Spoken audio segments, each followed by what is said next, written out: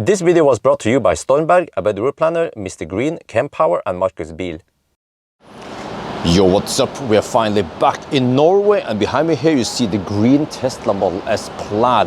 And in this video we're going to do 1,000 kilometer challenge through Sweden in winter. And we will see, will this one be the fastest ever? Most likely not, but it will still be a very good time. So, right, I'm now topping up on the Kempower charger. Back to 100%. Wow, the car is smutsig. Welcome to Grayscale land and welcome to Schmutzland.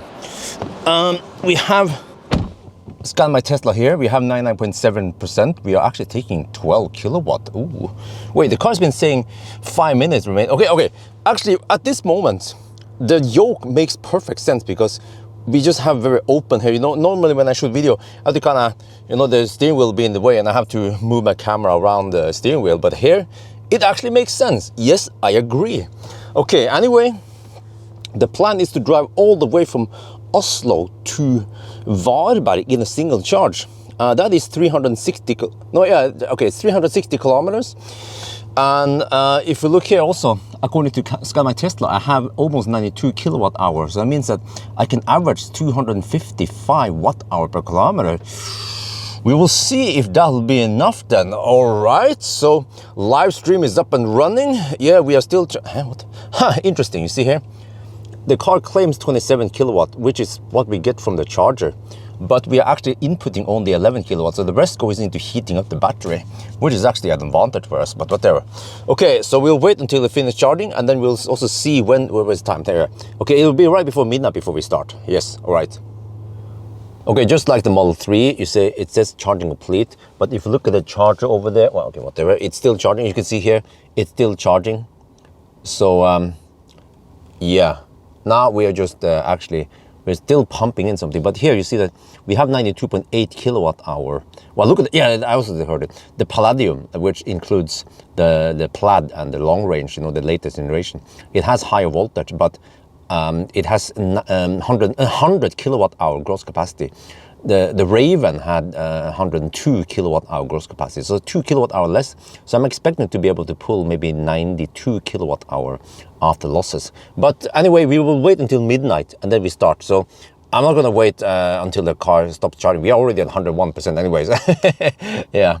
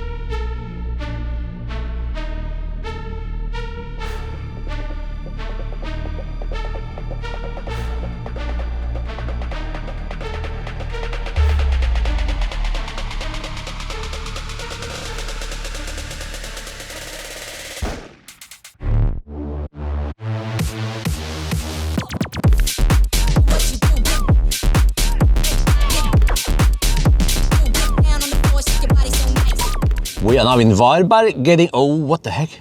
We're getting only 157 kilowatt. What?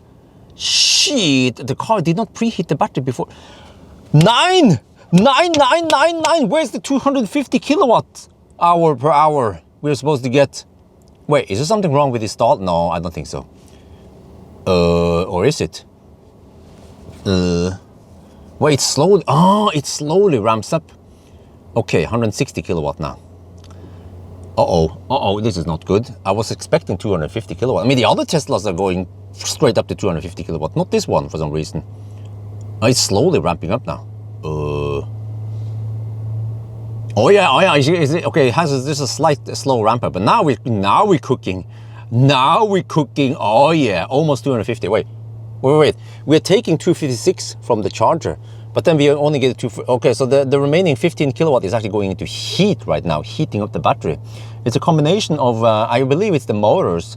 You can see here, power flow inlet is going up, which that is an indication that it's using the motors, just like in the Model 3. It doesn't have a dedicated battery heater anymore. And then it's also using the heat pump. So it's actually the triple motors plus the heat pump. sucking 15 kilowatt to heat up the battery quickly. And okay, it's taking 240. Well, okay, I'm not gonna complain, but I have to hurry. I have to hurry. Go to the restroom now. Quick view outside. Oh, it's quite windy. We have tailwind actually. Wind from the north now. Northwest. So you see here, the V3 supercharger. Here's Marcus' Bil. I'm not sure what they're digging over here. Are they putting up more chargers? I'm not sure, but yeah, we are the only one charging here. It's kind of cold outside. Actually, it's not that cold. It's 6 degrees Celsius, but it's windy. So we are actually almost done charging. Wow. Okay, right now the car estimates 4% at arrival. I think I would just go for Ioniq, yeah, over there, Helsingborg. So we see here, we're now receiving 150 kilowatts. I estimated we need 50% with 8% margin. So we have stayed here for 12 minutes so far. And we're going to, okay, 30 minutes roughly.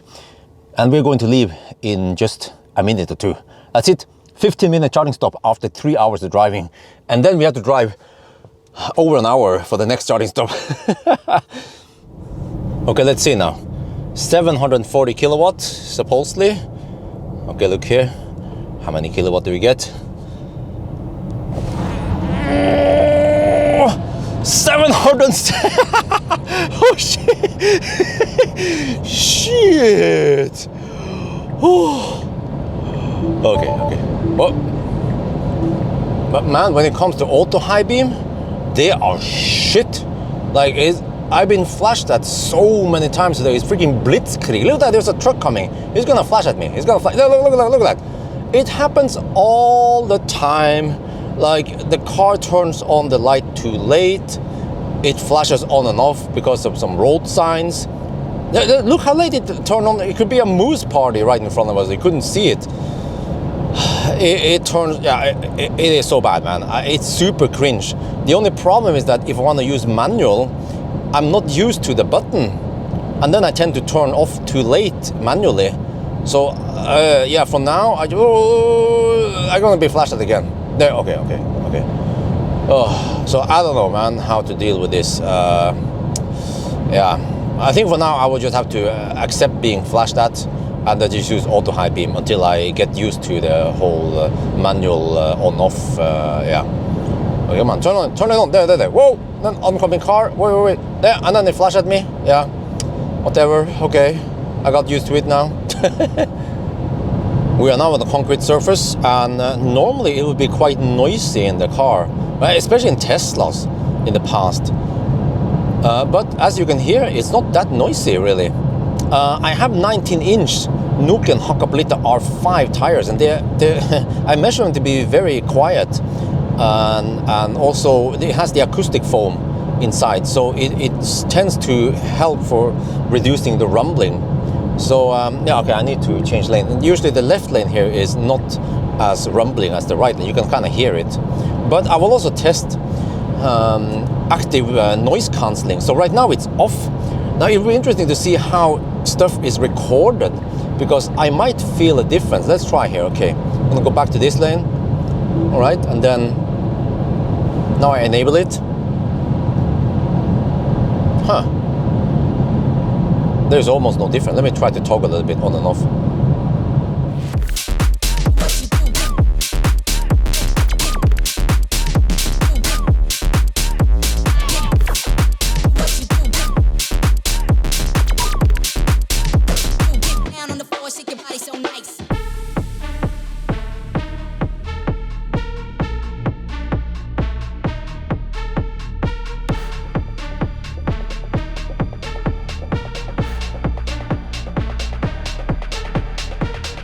We are now at Helsingborg. This is the halfway point, well, slightly past the halfway point, and it has taken less than 4.5 hours to get here. Wow, impressive stuff.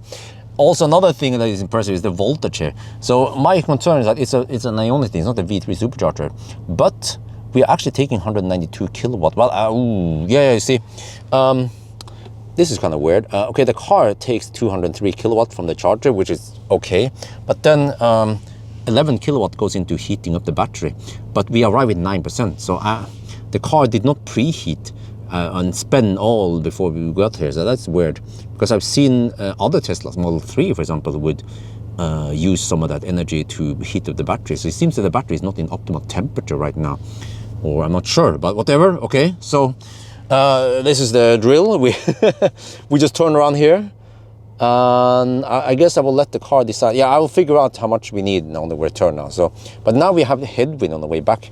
But actually, I found out that the car's estimation is actually very, very good. So maybe I'll just try to follow that one. If me and the car agree on the estimation, then we go for it. Ooh, look at that speed. This is actually not that far off a V3 supercharger.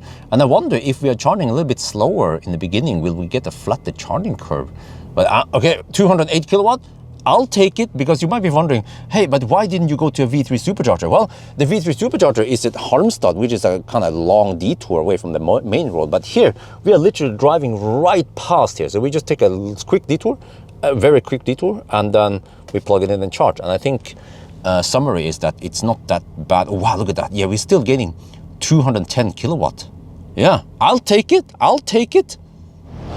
Okay, it's quite windy, but only 6 degrees Celsius, not too cold. If I wait one more day, then it's going to be less wind, but a lot colder, around 0 degrees Celsius. You can see here how windy it is. And we are going that direction on the way back. Fortunately, the Tesla has very good drag coefficient, so it's not that much affected by wind. Yeah, so we'll see then. Yeah, on the return. Wow. This is a nice color. I'm getting used to it now. Oh, it's so windy over here. Shit. Yeah, if you see this badge, don't try to race it. There is a 99.9% chance that this car will outrun you. All right, on the way back now, we're gonna hear a lot of whistling noise, because it seems like there's some whistling noise coming from the right A pillar or something. So I'm not sure. Yeah, it seems to come from that side, but we have quite strong wind here. So yes, we are now cruising at speed limit plus VAT, as always. Yeah.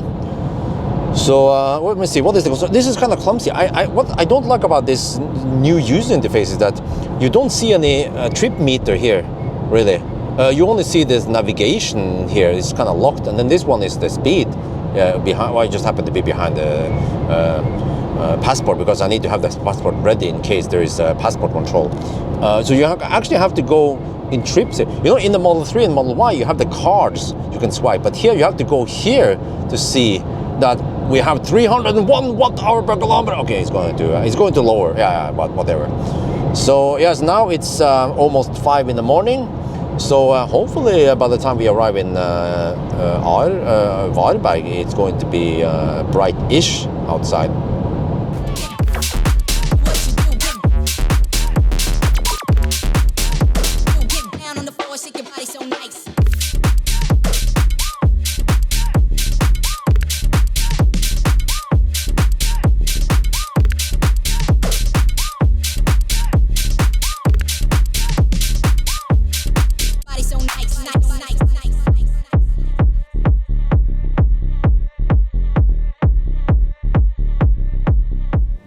We are now at Varberg. I arrive with 1%. Yes, we're gonna go deep, but oh, look at that.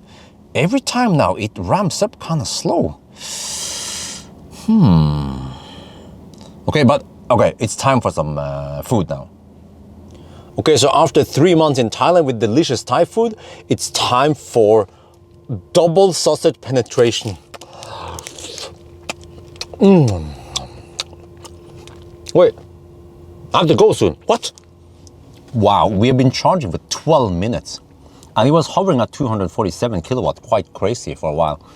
I missed it, but yeah, the people in the live stream, they said that it was 247 kilowatt from 10 to 25%. That was very impressive. So I calculate we need 45%. And you see here, yeah, that should be enough. We'll charge this for a couple of more minutes, and then actually I have to eat this one while driving. But fear no more, we have the Tesla we have Tesla Autopilot, yeah.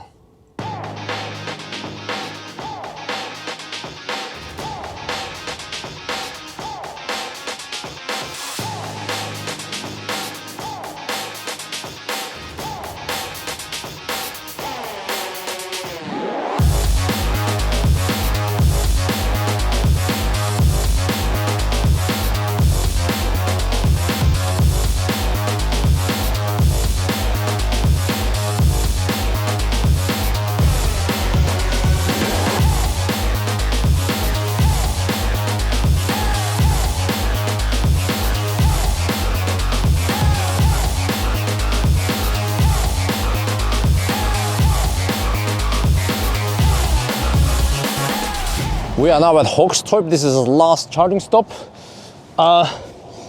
Yeah, charging, there's a slight problem. I'm gonna show you first how it is. Whoa, we're getting 246 kilowatt. Okay, we have roughly 10-15 more minutes here as usual, and then we have to go again. So now I have to charge a little bit extra maybe, because I'm going home. Let me see, Alna Center. Yeah, roughly there, that's close to my home. So I think I need to charge to roughly 50%. But there's a slight problem because I have lost my wallet. Well, how the heck is that possible? I'm trying to look everywhere now. Did I accidentally put it somewhere? I was a little bit stressed at Varberg. Is there a possibility that I left the wallet at Varberg? In that case, I need to go back for it. Wait, naturally it would kind of fall down here somewhere, right? This is so weird. I need to do a full search here. Could it be here? No, what? Huh? What the heck happened? I looked through my storm bag jacket, everything. It's not here. Maybe I need to call Circle K Varberg and ask them. Okay, I remember now. I tend to do this. Here's the wallet. I put it here and then I put the camera here to have okay angle. And then I totally forgot about it. And then it slid under here. Holy shit. Okay, good thing we don't have to go to Varberg. all right. Now, okay, 200. Oh, shit, we have to leave. So this is crazy, man. So now on the way from Oslo to Varberg, that's 360 kilometers. I noticed that the car actually reported 370 kilometers to Varberg, which means that this car over-reports distance by 2.8%. We will do the corrections. But it means that we have to count to 1,028 kilometers. And then because we don't see any decimals on the trip here, what we're going to do is that once this one hits 928 kilometers, is that a Porsche 928? Is that a model? Yeah. 928, we reset here, and then we will see decimal here, and you can count down here. Yeah, that's the plan. Anyway, but I think we have to leave soon. Well, actually, we should have plenty enough juice now to finish the 1,000 kilometer challenge. But I'm actually going to that supercharger, V3 supercharger at Cleavage, and I will do a charging test. So right now, I'm charging roughly 5 minutes extra for convenience, so I can go straight there. And that means that we should deduct 5 minutes because we could have left now, but just for practical reasons, I'm doing another test right after this one. We will charge a little bit extra. Yeah, so you guys probably understand how this works, right? So yeah, we charge a little bit extra now. So, okay, I'm not sure how much we need, but we stay here a little bit more. Yeah, this is pretty cool. Oh yeah, I like this one, the green. Oh yeah.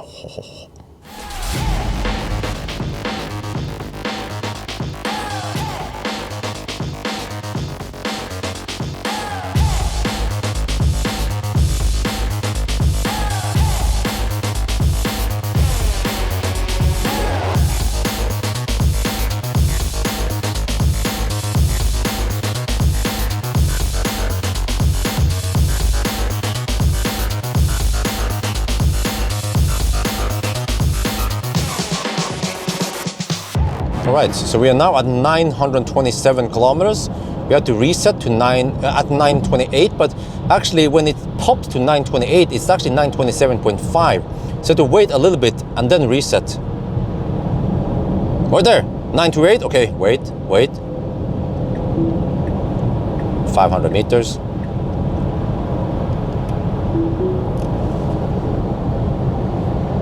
Okay, reset. Go! Oh yeah! Man, you see it's 2 degrees Celsius outside. And I noticed something already since last night, which is that normally in other Teslas like Model 3, Model Y, I set the temperature to 22 degrees Celsius and it works fine and it's nice and warm. But here, even at 22 degrees Celsius, I feel a little bit cold on my knees here. I can feel like a cold chill, like there's lacking. Okay, wonder, is this one blocking the air vents? No, it's actually not. It's fine, really. So there's air vents here actually reflecting up here, some weird shit going on. So I feel like the airflow in this one is not as good as the Model 3 and Model Y, because those cars at 21 degrees Celsius is nice and comfy over here, but here, nope, unfortunately.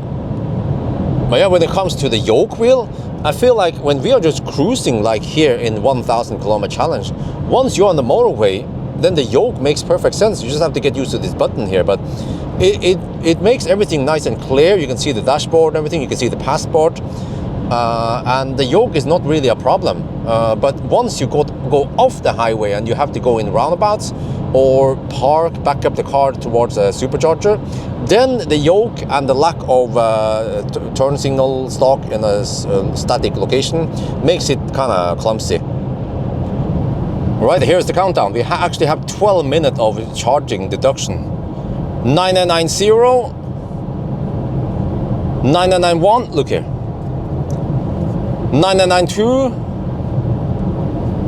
9993, 9994, 9995, 9996, 9997, 998, 9999, 9999, 1000. Woohoo! Wait, time. 9 hours and 10 minutes. Whoa! Okay, consumption 255 watt-hour per kilometer. Wow. All right, we're back home, so let's take a look at the result this time. You see that 9:10 is actually not the fastest time for a charging car, at least. Okay, the ES8 is battery swap. It's kind of a special case. But you see that the fastest one is EQS 450, but that was done in summer, and it's the rear-wheel drive even. So actually, this Plaid here is the fastest winter run. That is very impressive. If you scroll down, you see that I guess the closest one for winter run is like maybe the BMW i4 kind of, or the EQS-ish, or EV6, that's a good one. Yeah, winter run. 6 degrees Celsius, very similar to what we had now. And it was, 45 minutes slower than the Plaid. Okay, I mean, the Plaid is more expensive, but remember that we have 1,020 horsepower, triple motor here. So, I actually assumed that if this was summer, it would be lower consumption, and then we will probably be roughly 10 minutes faster, especially if this is long range, not the Plaid. So then we are talking about 9 hours straight. Yeah, it sounds crazy. How the heck can it match ES8? Well, the ES8 needed to swap several times, and I could not leave the car when I did the swap, so I think I had to do a quick one. I don't remember what was the problem with the ES8, but we are getting into some kind of limits here, in physical limits also when you go that fast.